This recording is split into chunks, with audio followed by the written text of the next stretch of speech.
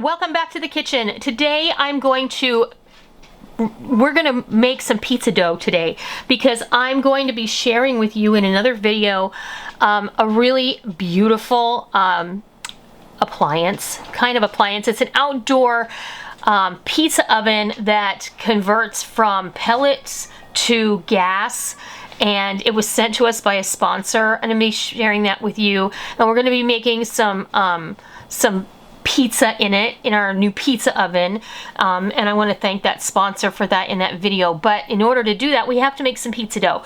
So I'm going to be making my pizza dough. I haven't made a video on pizza dough in a very long time, so I thought it was time to, do a remake.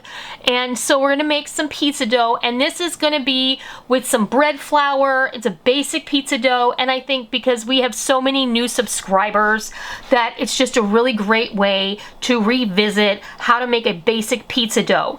And this is a super simple way to do it.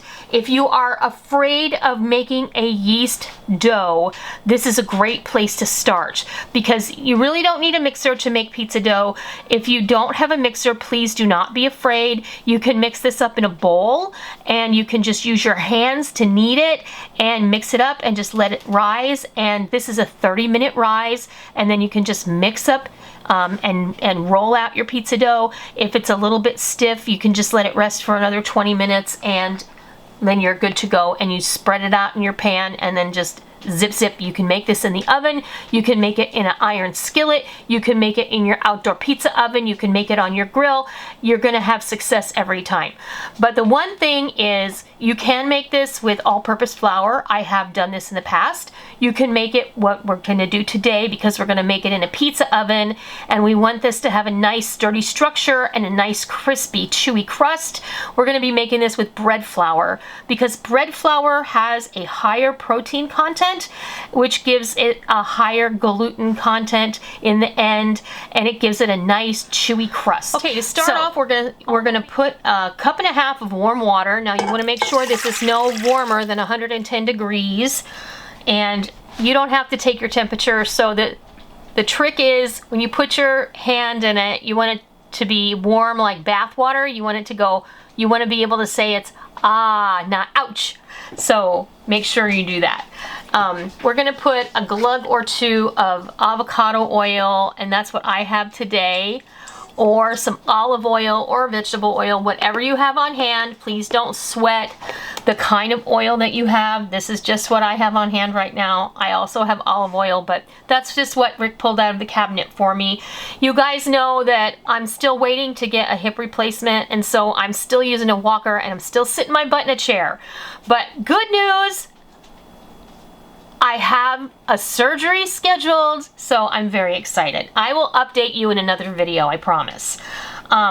Next up is a tablespoon of instant dry yeast. Now, I use instant yeast, and that is because no waiting.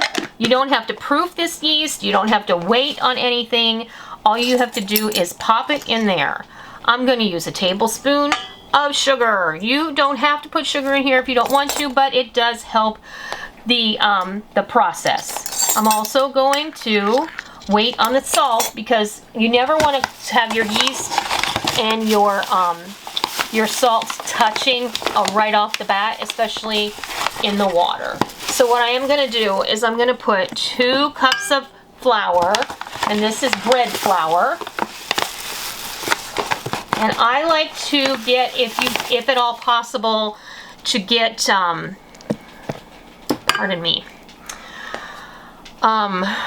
unbleached bread flour, or unbleached flour in general. That is my preference. And I'm gonna start this off on low, just so that it will get it all starting to mix up. I'm using my dough hook. This is just my KitchenAid Classic. I do have a Bosch mixer for bigger jobs, but since it's just Rick and I today, we're just going to use this, and we're going to get the job done. And now I'm going to go ahead, I'm going to add in a teaspoon of salt. And is this the first mixer I gave you? This is the first mixer you ever gave me, yes.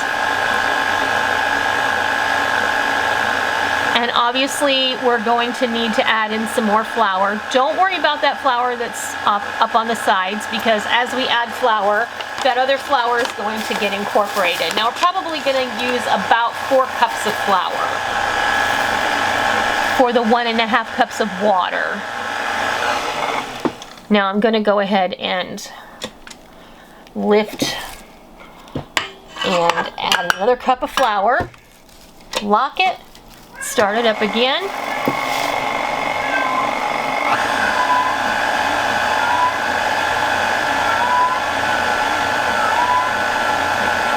And making dough of any kind is a process, and the more you do it, the better you get. Just like anything, practice makes perfect. And the more you make bread dough or yeast dough, the more you learn to love it. And the more adventurous you get, and then you want to learn how to make sourdough, and you just branch out. Now you see that took 3 cups. It's already starting to come together in a ball around the dough hook. And now I know that I don't need to add any more flour, and I know that I can increase the speed, and we're going to let this knead for 5 minutes. Now make sure that you refer to your manufacturer's manual for your particular mixer. I know that for this KitchenAid you should not knead your dough over a certain speed, otherwise it will void the warranty, but this is so old that it doesn't matter. But I'm going to go ahead and let this knead for 5 minutes, and then I'll bring you back when that time has expired, and I'll show you what it looks like. And I will also show you a little bit of a trick that I like to use, so that I'm going to guarantee that my dough comes out of the bowl smoothly every single time. Alright, our dough is done being kneaded, but I wanted to show you one little thing that I do like to do in order to get it out of the bowl nice and clean. If you just turn it down on low, and then what you can do is just drizzle a little bit of oil down the side of your bowl. Not too much, just enough to kind of coat the side of the bowl. Just a little bit to keep it from sticking. And give it a little bit of a whirl. And then you can turn your mixer off. And then this should come right off of your hook. Just like that. And if it's a little bit sticky, that is perfectly fine. Then you just pop this off, and then what I like to do is, since our bowl is pretty much oiled already, I'm just going to take my dough and turn it in on itself until it makes a nice smooth ball.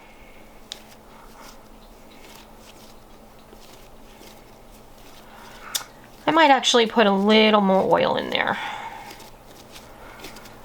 You want to make sure that it isn't going to stick as it's rising. I'm going to pop it right back in this same bowl. Just like that. I'm going to take this and just give it a spin and turn it right back on itself, upside down. Okay, I'm going to cover this, and I'm going to put it in a warm place in your kitchen. I'm going to let this hang out 30 minutes to an hour until it has doubled in size, and then we'll come back and we will show you what it looks like. All right, my pizza dough has risen, and now we're going to deflate it. Now, you don't need to punch your dough down. I know everyone says punch your dough, but you don't have to. You need to just gently degas your dough. And when you oil it, this helps it come away from the edges of the bowl nicely. You see how nice that came away. And just take the air out, and this dough is beautiful and supple. And all I'm going to do is divide this in 2. This should be enough for at least two pizzas. If you like to have a smaller pizza, or if you're making, everybody's having their own individual pizza, then you can divide it into 4. And I'm just going to come in here with my hands, and I'm going to gently divide it with my hands. And then I'm just going to, again, form this into a ball nicely. And then we're gonna go and say, now you're ready to make pizza. So what you can do now is if you're only going to use one of these, you can pop it in a Ziploc bag, the one you're not going to use. You can put it in the freezer, and then you can, now it is going to continue to rise in the freezer, so don't freak out when you open up your freezer and you see that this has continued to rise, because that is going to happen. But what you can do is you can press this out, you can par bake it for 10 minutes, and then you can take it out, cool it completely, wrap it, and put it in your freezer, and then you can build your pizza out. Now, I do have a video on how to make par cooked pizza crust. I will link that in the video down in the description box down below if you're interested. Or you can put it in the refrigerator and use it later in the week. I've done that before. It will, again, continue to rise in the refrigerator, but you will have a nicely fermented pizza crust for later in the week, and it will just continue to develop nice yeasty flavor. And then what I'm gonna do now is I'm going to call this video done, because we're ready to move on with our pizza oven video, and you can catch up with us later to see how we make these pizzas in our beautiful Bighorn outdoor pizza oven. So stay tuned for that video, and I hope that you will. And this is how I make my beautiful, quick and easy, no fail, no fear pizza crust. So I hope that you give this a try, and I hope that you really do have no fear over it, because there really is no reason to have any fear about this. So I'm gonna just wrap this other one in this plastic wrap, because that way they won't kind of stick together. And I'll put plastic wrap over the other one as well. So that's how you make a really easy, no fail, no fear pizza dough. I hope you give this a try, and I hope you love it. And until next time, I'll see ya.